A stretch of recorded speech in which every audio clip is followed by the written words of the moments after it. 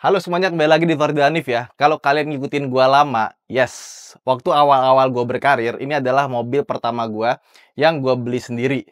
Dan ini mobil dari 2014 ya, sampai sekarang udah 11 tahun. Ini bener-bener menemani perjalanan kehidupan gua.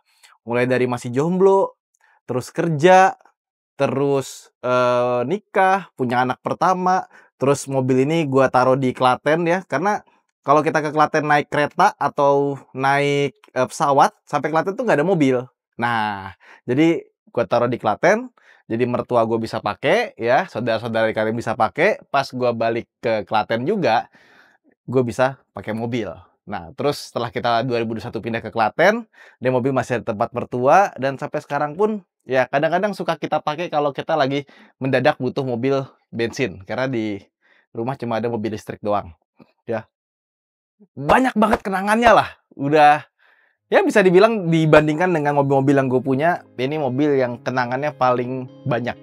Ya, jadi ya saksi bersejarah kehidupan. Kalau kalian ngikutin gue udah lama pasti tau lah bagaimana di mobil ya. Tapi waktu itu 2020 XL7 keluar, gue sama istri gue tuh lagi di swalayan di Jogja. Terus ngeliat lagi pameran, bagus ya, apa ganti ini aja ya. Tapi kan COVID waktu itu perekonomian lagi pada turun ya. Nanti aja deh, mendingan duitnya pakai buat yang lain. Dan akhirnya 2025 gue ngerasa mobil R3 ini sebenarnya masih bagus banget, nggak ada komplain dan nggak pernah mogok. Paling mogoknya itu bukan karena ini sih, karena aki doang gitu. Aki kan emang ada umurnya ya, jadi kondisinya masih prima sekali gitu ya. Ya cuman gue pengen nyenengin mertua gue juga, karena kan mertua gue baru meninggal ya, jadi tinggal yang ibu aja. Jadi bikin seneng mobilnya diperbarui, dan gue harap ini bisa dipakai sampai belasan tahun lagi sama kayak R3 yang ini, mobil barunya. Nanti mobil barunya apa? Udah ada di judul sih ya, percuma juga gue gue pengen tebak-tebakan gitu kan. Overall ini mobil gue sangat puas sekali. Kalau ada rating 1 sampai 10 ya, mungkin kalau kita review itu nilainya 9. Tapi pas kita udah pakai owning, udah kita pakai belasan tahun, ini nilainya mungkin 11 dari 10 ya. Bukan 11 dari 100, 11 dari 10. Mentok gitu. Puas banget. Nggak pernah rewel, bisa diandelin. Berapa kali gue harus mendadak pergi ke Jakarta, nggak ada mobil lagi, gue pakai mobil ini. Bener-bener yang tinggal starter, isi bensin, jalan gitu loh. Nggak pakai mikir gitu kan, nggak perlu persiapan gitu ya. Dan nggak pernah ada rasa ragu gitu ya, maksudnya kalau ada beberapa mobil, ini mobil siap nggak, ini mobil kuat nggak, ini mobil ini tuh kayak ya udah gitu, jadi kayak mobil yang kita nggak usah pakai mikir, langsung jalan gitu loh. Tinggal isi bensin, servis seperti biasa di Suzuki, udah kelar gitu. Dan ini mobil kemarin gua storyin, gua mau beresin dulu lah bodinya, biar nanti dijual gampang gitu kan. Ternyata belum sempat diposting di garasi gubernur, udah laku. Jadi habis ini langsung kita towing. Yang belinya Cikarang, jadi nanti mobil ini kita kirim ke Cikarang. Ya, overall ini mobil sangat sangat memuaskan. Dari semua mobil yang gue punya, ini mobil yang paling puas sih. Nggak pernah ada kekecewaan sama sekali ya. Sekarang kilometernya 99.000 ya. Ini ban udah kita ganti 2 kali ya. Pertama, dia karena FWD pasti ban depannya lebih cepat habis. Ban depannya udah ganti 2 kali. Ban belakang baru ganti sekali ya. Makanya dia beda. Yang depannya GT Radial Campiro Ecotec. Yang belakang GT Radial Campiro Eco. Yang itu Ecotec karena depannya lebih baru dibandingkan dengan yang belakang. Ya. Kaca film, ini pertama kali gue dapet endorsan Solar Guard di mobil ini. Dan dari dulu sampai sekarang masih bersama brand yang sama gitu. Dan Suzuki sekarang kalian beli juga masih dapat Solar Guard dari sananya, baik gitu. Jadi kalau kalian beli Suzuki tuh nggak perlu ganti kaca film lagi, sebenarnya udah dapat Solar Guard dari sananya ya. Terus ke belakang, cuman ini udah kita ganti yang Black Phantom ya, tadinya kan yang biasa gitu, BP. Belakang, ini kalian lihat masih standar, pokoknya tampilan luar full standar. Tadinya fog lamp kita ganti Proji ya, biar lebih terang kalau malam. Lampunya standar juga. Tapi yang gue senang dari mobil ini adalah interiornya, karena gue sebenarnya lebih seneng mobil itu modifikasi di bagian interior dibandingkan dengan di luar. Kenapa? Karena kita tuh lebih banyak di dalam dibandingkan di luar ya. Jadi buat mobil harian ini enak banget. Pertama ini kita bikin motif kayu. Ini dibikin di AG Jok Semarang dulu ya. Sekarang AG Jok udah pindah, nggak di Semarang lagi. Sekarang di Gading Serpong. Ini kayunya bagus banget sampai ke bagian sini. Ke shifternya juga sebelah kanan sampai bagian bawah juga sama. Sama joknya ini gue suka nih, dia pakai Vision Levante ya. Dan gue minta tolong sama Agejok dulu motifnya tuh dibikin kayak mobil OEM. Jadi kayak mobil yang bawaannya itu langsung dapat jok seperti ini. Dan sampai sekarang juga masih bagus, cuma yang bagian driver suka pakai jeans gitu ya, jadi agak gesret-gesret.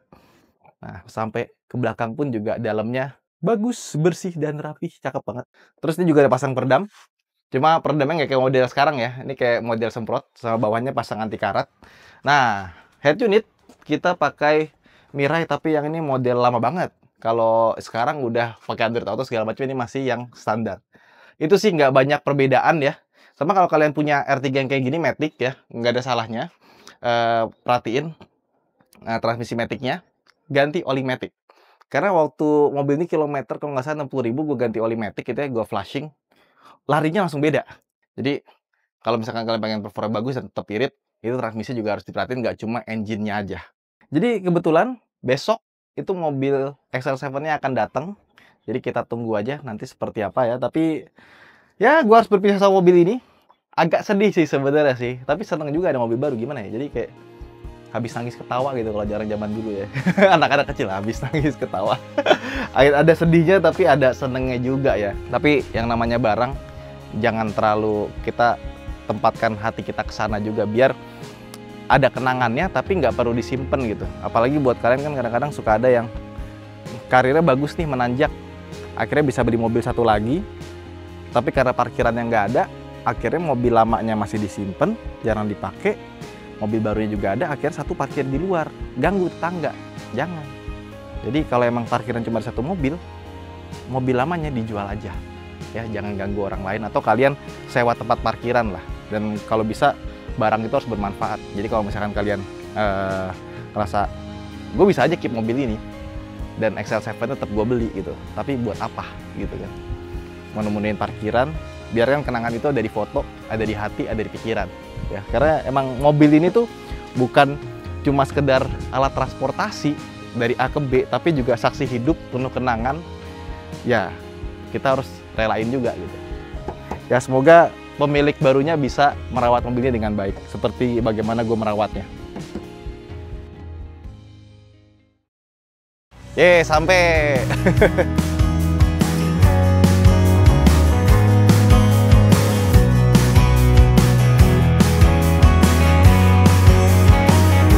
Ye, udah sampai. Ini XL7 Kuro tipe Alpha. Karena mobil di kelas ini cuma XL7 yang punya warna gini ya. Merek lain nggak ada ya? Tidak ada. Nggak ada kan?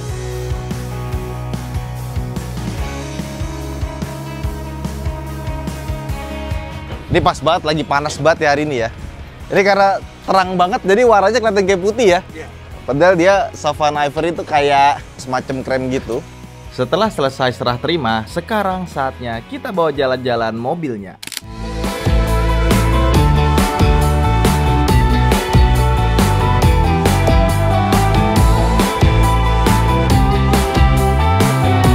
Mobil baunya masih baru ya. Jadi sebenarnya XL7 atau R3 itu kan dia basisnya sama. Cuma XL7 itu lumayan niat gitu. Jadi depannya, kap mesinnya, fender kiri kanan itu semuanya full beda ya. Sama di bagian belakangnya itu juga dikasih over fender yang ngebuatnya jadi lebih SUV look atau gagah. Dan yang paling gue suka dibandingkan dengan kompetitornya kayak misalkan Stargazer dan Stargazer X, Expander Cross juga ya. Nah, XL7 ini yang harganya paling terjangkau. 300 kecil aja, yang lain tuh udah ada yang hampir 400 juta. Belum sama benefit-benefit lainnya ya, kalau kita beli mobil gitu kan biasanya ada tambah diskon lah atau apalah. Jadi harganya ini sangat amat terjangkau. Dan tiap tipenya juga, kan dia ada 3 tipe. Perbedaannya tuh nggak terlalu signifikan yang ngerubah tampilan luar gitu. Jadi kalau kita beli yang tipe bawah aja, itu udah kelihatan wah gitu. Nah makanya kalau misalkan kalian punya budget, ya kan, pengen kelihatan lebih crossover look, dari R3 bisa nambah ke XL7. Jadi kalau looks dari luar emang terasa banget sih beda, lebih gagah, lebih ganteng ya. Dan ini mobil sebenarnya kan pertama kali keluar 2020 kemarin ya.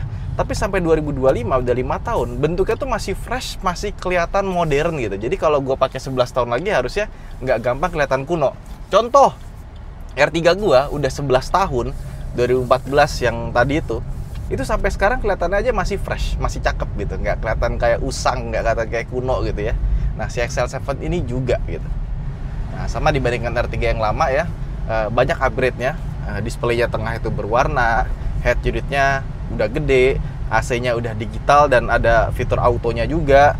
Push start stop engine buttonnya ada, cruise controlnya ada ya. Terus lampunya sudah pakai auto, setirnya sekarang udah kulit bawaan dari sananya ya. Kemudian di atas ini dia ada kamera ya, jadi kita nggak perlu nambah dashcam, tapi kalau gue sih akan gue tambahin sendiri ya. Dan tentunya saja ini kan mobil dipakainya rame-rame ya, bukan gue pakai doang gitu. Dan taruhnya di tempat mertua.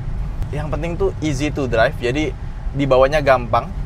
Orang kalau bawa dari R3 lama ya, terus bawa ke XL7, itu nggak perlu banyak penyesuaian, karena kursinya, setirnya, pedal-pedalnya, sama dimensinya itu nggak terlalu jauh beda, tapi dari dalam interior itu bedanya lumayan, terutama di bangku baris 3 sama bagasinya, dimana yang R3 lama tuh ya sempit banget baris 3-nya. Nah ini baris 3-nya ini jauh lebih manusiawi dibandingkan dengan R3 yang lama gitu. Jadi XL7 dan R3 baru itu basisnya sama, tapi bangku baris belakangnya itu bisa diandelin kalau menurut gua ya. Nah terus kalau dari powertrain ya, sebenarnya kalau dibandingkan dengan R3 yang lama, 1400 cc-nya itu kalau digabung dengan transmisi matic-nya itu terasa emang underpower, lemot ya. Yang ini jadi lebih baik karena cc-nya naik 1500. Tapi secara konsumsi bahan bakar justru dia meningkat. Ini antara yang hybrid dan belum hybrid. Jadi kalau kalian pakai R3 lama ke R3 baru dari K14 ke K15C, itu berasa perbedaan konsumsi bahan bakarnya. Padahal R3 lama tuh udah irit. Nah, R3 yang baru sama XL7 itu meskipun cc-nya naik 100 cc, dia tuh lebih irit sama lebih kenceng. Udah nggak underpower lagi. Nah, yang lucu adalah transmisinya. Dia transmisinya itu 4AT biasa. Dimana 4AT biasa itu dibandingkan dengan CVT, memang dia nggak sesigap CVT ya. Dan kalau misalkan kita pakai keluar kota itu dia nggak bisa kayak CVT, bisa sampai di ujung banget rasionya gitu ya. Nah, tapi uniknya adalah justru itulah alasan kenapa belinya XL7. Karena ini mobil mau gue pakainya lama, mau pakai sampai mungkin 11 tahun lagi atau mungkin bisa lebih ya. Gue nggak pengen mobil yang cengeng gitu, jadi emang pengen yang awet aja gitu. Jadi pas dibeli sekali, dia pakai buat 11 tahun tuh nggak banyak problem. Nggak banyak jajan sih, karena R3 yang lama itu gue puas banget ya, dari dulu sampai sekarang nggak pernah ada yang aneh-aneh, nggak pernah mogok ya. Pernah cuma aki soak doang, tapi itu wajar banget ya, aki soak, tapi nggak pernah mogok, nggak pernah ada yang aneh-aneh gitu ya. Ya udah gitu-gitu aja gitu mobilnya, paling cuma servis rutin, udah nggak ada yang aneh-aneh lah. Jadi XL7 ya, terutama dari Suzuki-nya, itu sebenarnya mobil yang lo beli tinggal lu pakai sebenarnya, kayak kaca filmnya udah beres gitu kan, suspensinya nyaman, peredaman kabinnya bagus ya, mesinnya bandel segala macam, sampai lu 11 tahun tuh makanya bakal awet. Cocok buat kalian tuh yang mau beli mobil pakai dalam jangka waktu yang lama, bukan yang 2 tahun 3 tahun ganti. Dan cocok buat kalian tuh yang beli mobil tapi bukan jadi utama dalam hidup. Artinya ketika kalian beli mobil itu benar-benar jadi penunjang buat kalian mengejar karir atau mencapai sesuatu yang lain. Jadi mobil tuh nggak usah dipikirin gitu loh. Yang penting jalan, enak, nyaman, servis sesuai. Udah, dia nggak bakal rewel, nggak bakal manja, nggak bakal yang aneh-aneh. Jadi kalau misalkan kalian tuh lagi fokus mengejar karir, lagi fokus belajar, lagi fokus membangun keluarga atau semacamnya, nggak pengen mikirin mobil ya, maka ini adalah mobil yang bisa diandalin. Nah ini hybrid nih nyala nih. Jadi lagi berhenti ya. Terus dia mati mesinnya, kita lepas rem, nyala sendiri, jalan. Jadi karena dia mild hybrid ya, jadi pas kita berhenti, karena dia ada baterai litiumnya, dia tuh lebih lama berhentinya pas lagi di lampu merah atau lagi macet gitu. Jadi kayak mobil hybrid beneran. Nah tapi ketika mobilnya jalan di angkatan pertama, dia itu tetap mesinnya nyala, bukan pakai motor listrik doang. Motor listrik itu hanya membantu sebagai assist ya. Emang nggak terlalu berasa, tapi yang paling berasa adalah pajaknya. Jadi lebih murah karena mobil mild hybrid itu dapat keringanan pajak yang tadinya 15% jadi 6 atau 8%, gue lupa tepatnya. Jadi ya lumayan gitu. Jadi harganya tuh lebih rendah. Bagus sih. Seperti yang gue bilang di Fronx kemarin gitu loh. Mungkin memang secara performa hybridnya nggak terlalu wah ya. Tapi pas kita mau beli barunya gitu, pajaknya lebih rendah, otomatis ya itulah, kalau buat nyimpen lama tuh enak gitu loh, nggak banyak mikir.